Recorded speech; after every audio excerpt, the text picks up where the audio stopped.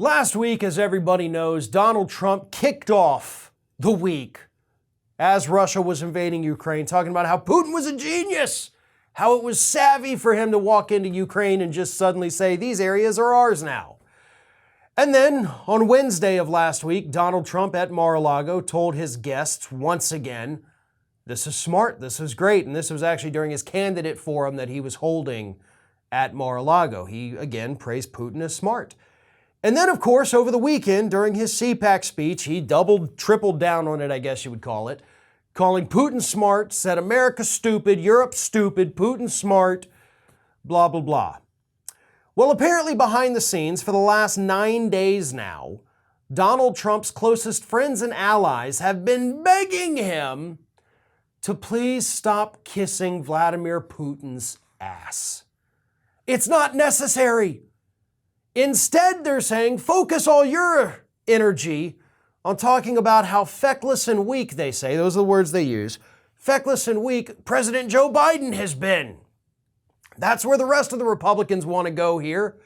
But you're out there praising Putin, calling him smart, saying he's a genius, and it's making it very difficult for us regular Republicans to focus on Joe Biden. You're actually creating a lot of sympathy for both Ukraine and President Biden's administration when you're out there praising the villain in this story. Hell, even Fox News, folks, had enough good sense, except Tucker Carlson, of course, to shift their narrative and stop talking about how Ukraine was doing bad things, and instead, they now actually went too far to the other extreme and called for Putin to be put to death. So even they realize, okay, we're being a little too soft on this guy, people are getting pissed, we got to change our tune. And that's what Trump's people are telling him behind the scenes, people like, former Director of National Intelligence, Dan Coats.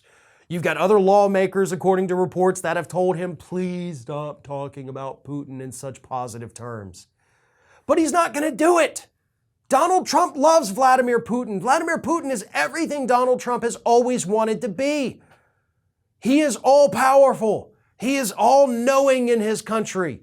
You cannot dissent with this guy without looking over your shoulder for the rest of your life because they're going to come and get you. That's what Putin does. You're going to be choking on your tea at one point and realize, oh God, they got me. You're suddenly going to have a tumble out of an 8th-story balcony, even if you're in another country far away from Russia.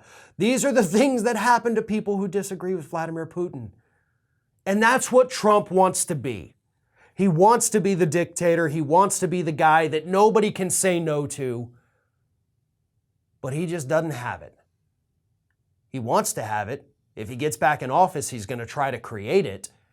But until then, he's going to continue to praise these despots like Putin and Kim Jong-un, because that's what he wants to be. And he is never going to rest until he gets that. Thanks for watching, and if you like what you saw, don't forget to like, comment, share, and most importantly, subscribe to our Ring of Fire channel here.